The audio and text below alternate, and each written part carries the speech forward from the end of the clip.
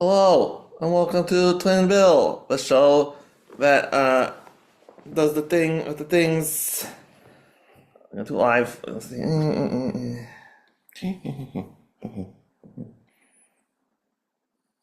probably gonna warm up. Okay, it's really simple. The game's called Alibaba and the 40 Thieves. The only thing we're gonna say is a la the. I wonder if the Beastie Boys are big time improvisers. The Beastie Boys. Alibaba and the 40 Thieves. Well, like while I'm saying it, I'm gonna say it a few times, and I'm gonna do it some kind of gesture while saying it, and then you'll copy me, and then go back to normal, and then I guess it's more complicated with more people, but I guess you do a gesture and we keep doing it, and that's it. And just commit as loud as you can. There we go. And three, two, one. Alibaba and the 40 Thieves. Alibaba and the 40 Thieves. Alibaba and the 40 Thieves. Alibaba and the 40 Thieves. Alibaba and the 40 Thieves. Alibaba and the 40 Thieves. Alibaba and the 40 Thieves. Alibaba and the 40 Thieves. Or your mattress is free. All right. Twin Bill, this is our last season. We're airing this. This will be my interregnum, but post Christmas, but before New Year's. Marcus, did you get everything you wanted for Christmas? The answer is no, but was it close? You ever get what you want, but exactly what, but had a pleasant evening getting some gifts, hanging out with family and my dog and stuff. So it was good. It was good. How was yours? Similar.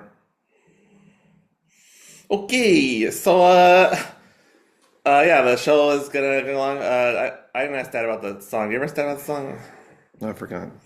I do it before next week because yeah, like going off when this airs next week will be a year of Razzies. Razzly Dazzly. Can't stop the music. Have you seen Can't Stop the Music yet? I was gonna try to make cancel things. I'm stopping the music at the last possible moment. All right. We'll just talk about that then. For viewing this long at home, you had plenty of time to watch it. It's available on Tubi. Still recommend it despite its existence as itself. So yeah, that's the business for the show more or less. Saw a couple of movies together, which almost never happens. Together. We can find our way together. Some sitcom that does that. I can't remember Oh, what it was, wasn't it when Macho Man and Miss Elizabeth Kayfabe got married? They together song. That's different together song. It was a sitcom theme song, but yes, sure. You're a wrestling guy. I thought you'd go for wrestling. But It's not I like sitcom theme songs a lot better than songs that not Jim Johnston wrote for wrestling wedding. are you sure he didn't do that one? No, I don't know. You didn't see the sex jazz music guy, but the lesser Jim Johnston is. Anyway, yes, some movies together. You can discuss them. It's a little more freeform than would be on the show. We saw two sequels. One is technically a threequel. Start with Zootopia 2. Overall, well, I guess overall, technically liked both the movies. So nuanced to say like or dislike because it was good. Very good. I had the same issue kind of with the first Zootopia as this movie, in that the jokes are hilarious. Mm-hmm. There's some good emotion thrown at the end. Mm-hmm. The stuff like locales they go to and things happening. It's not super creative. It gets kind of samey. In the second movie, there's a ton of characters that just exist, and scenes go too long. I still liked it, but not my favorite.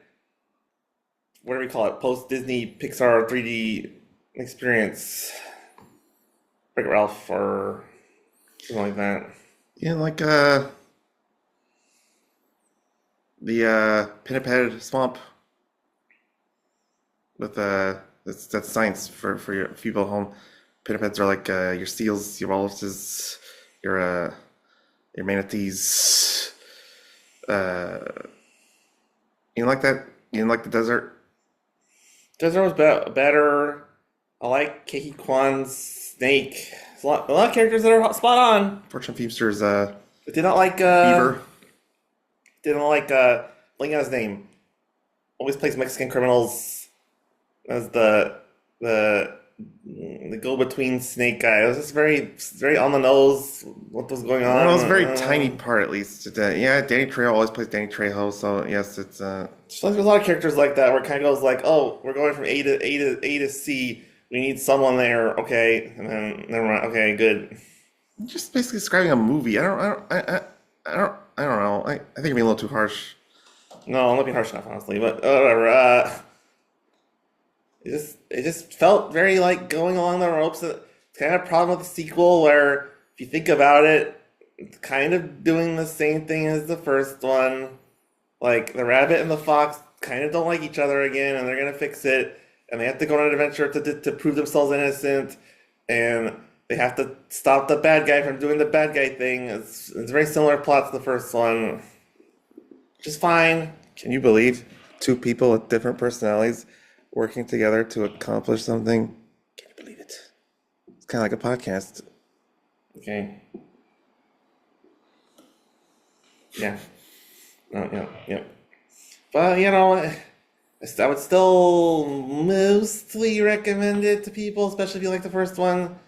But I don't think it's. I just I mean, Wreck-It Ralph 1 or God, I can't. There's not that many Disney non-Pixar 3D movies to think about. Figure Out 2 is bad. This is much better than that. Wreck-It Ralph 2 is terrible. Yes, it's better than that. This is actually a good movie. I keep saying that. Despite my Excellent movie. complaints.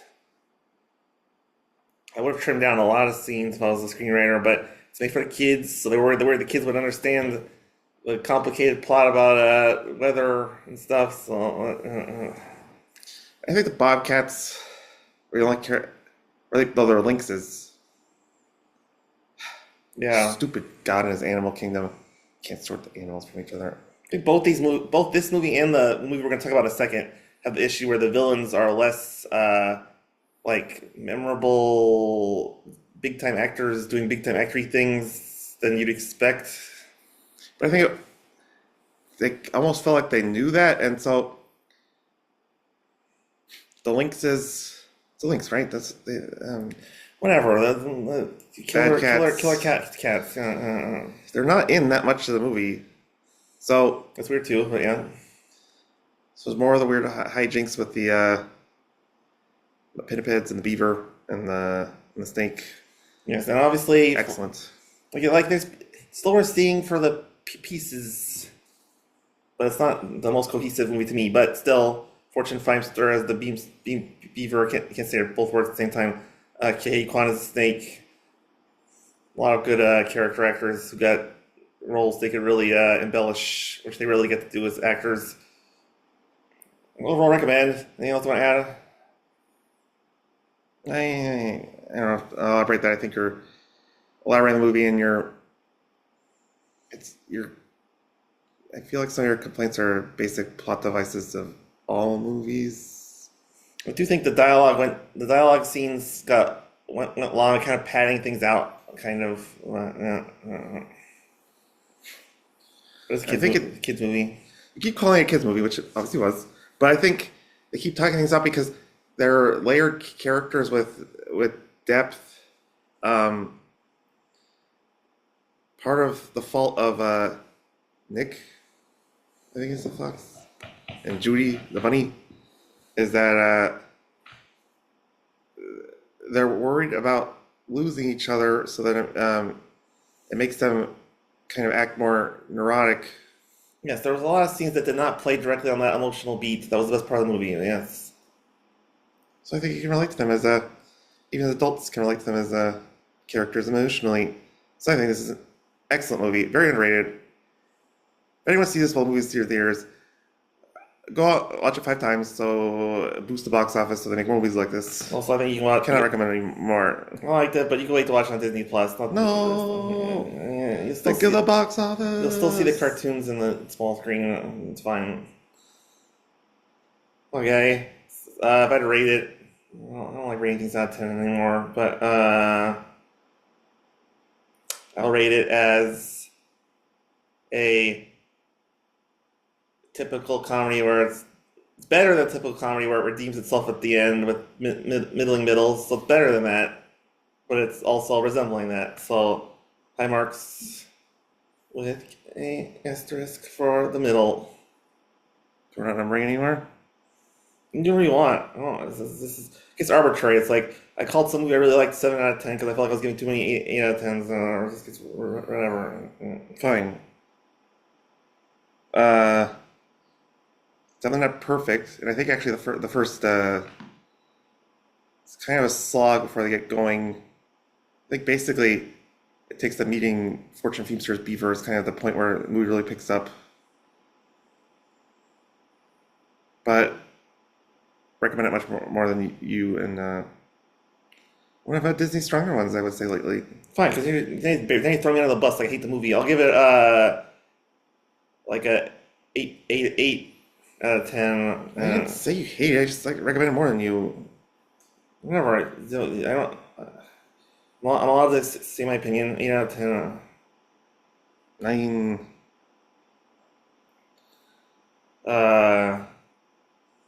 Yeah. Okay. And then we saw "Wake Me Up, Dead Man," which they should have called "Turn Me On, Dead Man" for the Beatles reference, but "Cowards," which is not even What a. song is that from? I was gonna explain it, and then you interrupted me. So talk about the question. You just go. You could talk about that thing. All right. So the I can't remember which song it is. One of the Trippy Beatles songs. Someone played it in reverse, and it kind of sounds like I think it's John.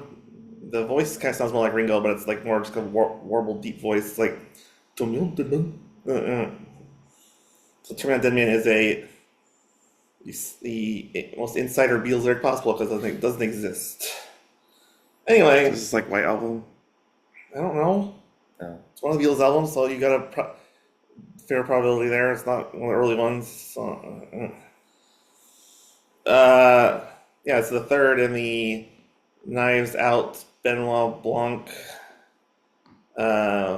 Star Wars director guy wanted to do something while he was bored. Ryan Movie franchise. Johnson. This movie is gonna vary your mileage a lot. Whether you love those mystery movies where they go, "Oh, there's a murderer. Who did the murder?" And eventually, after a lot of walking around, they tell you who the murderer is. So, to me, the structure sort of pinned the movie in a certain box because you needed a bunch of quasi evil suspect characters. So it's like, oh, that's a lot of characters that won't get a lot of screen time, and it was like a remake of the first Knives Out movie, and I kind of like the first Knives Out movie better, but it's still good. Considering I've only seen Josh O'Connor host a bad SNL episode, and this is the best Josh O'Connor I've ever seen. Just not as sarcastic as it sounds. He's pretty good in it. You watched anything else by him? Just said my thing about Josh O'Connor. I mean, you hear me? I guess I didn't. Okay, I'm gonna verbatim recreate the sentence I just said for Marcus. So, the only other thing I saw with Josh O'Connor was that he hosted a bad episode of SNL and this.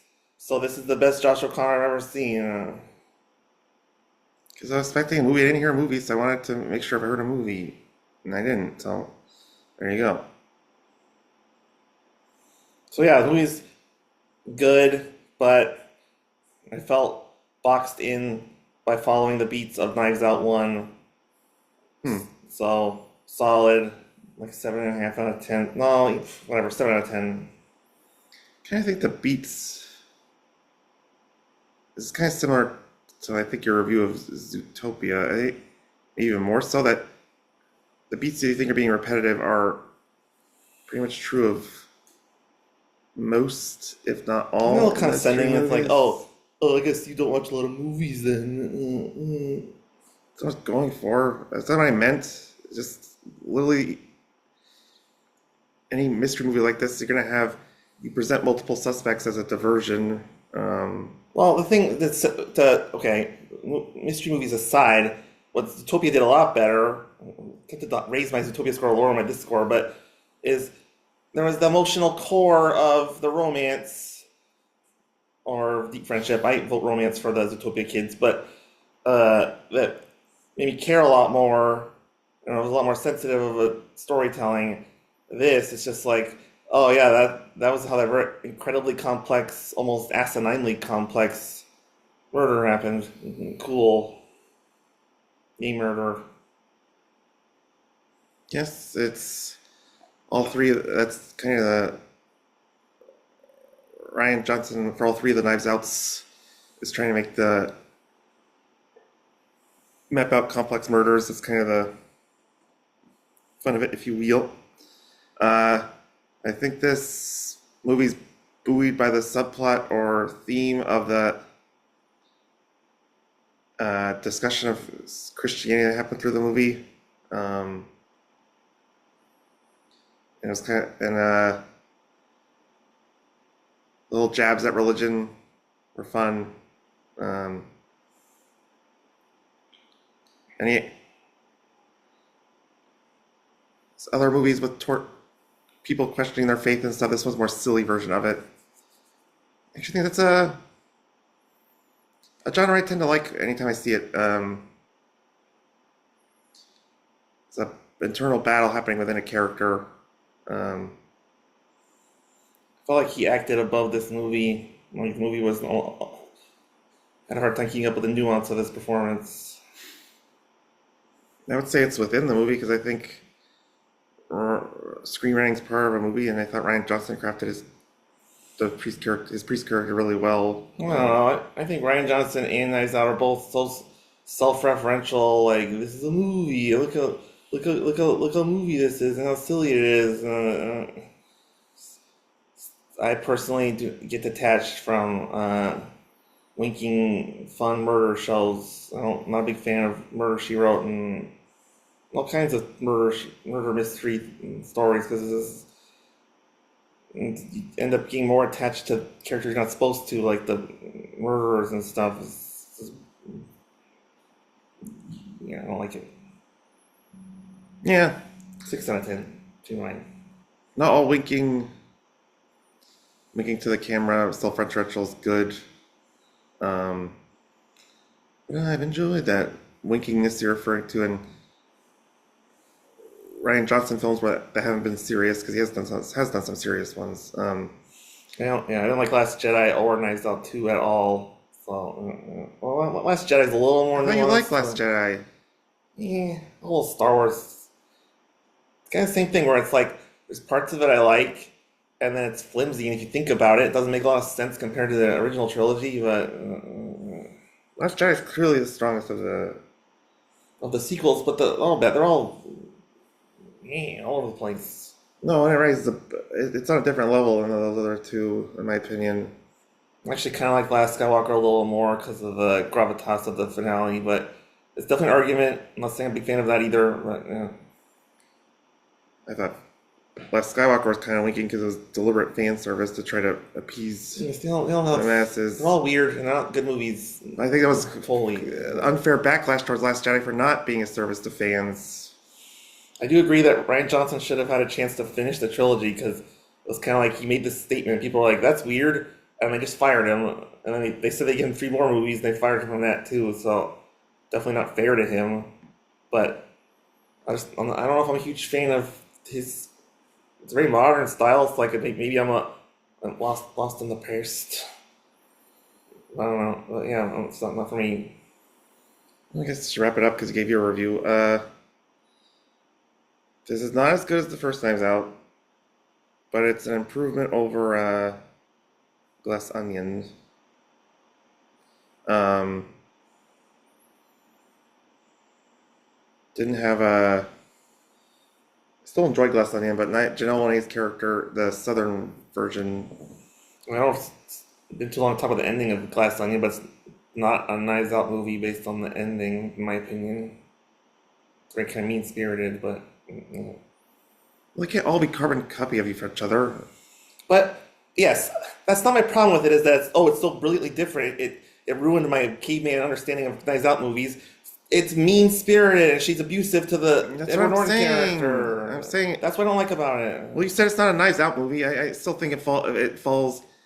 Well, it's supposed to be a murder. It's supposed to be a murder mystery, and instead it's a revenge, Gonzo revenge film, in my opinion. There is a big mystery that gets resolved close to the end, similar to the other two. I don't think it's. I think its relevance to that the mystery's relevance to that movie is it's really downplayed. It's just my opinion. Anyways, but I think Josh O'Connor's performance is really strong. Like you said, I liked most of the performance of the. I like Josh Brolin's Monsignor Wicks, Glenn Close, Thomas Hayden Church. Thomas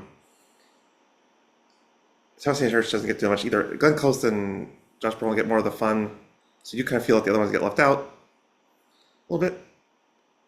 Maybe it's for the best though, because some of the characters I think would have been worse today, more than like Psy. Anyways, Yeah, did you ever see Fleabag? no. Because the novelist guy is a British actor doing an American accent. He was in Fleabag. I think you would. I think you would have disliked this character a lot more if you'd seen Fleabag. Hmm. It's a little more of an actory show than this. But yeah.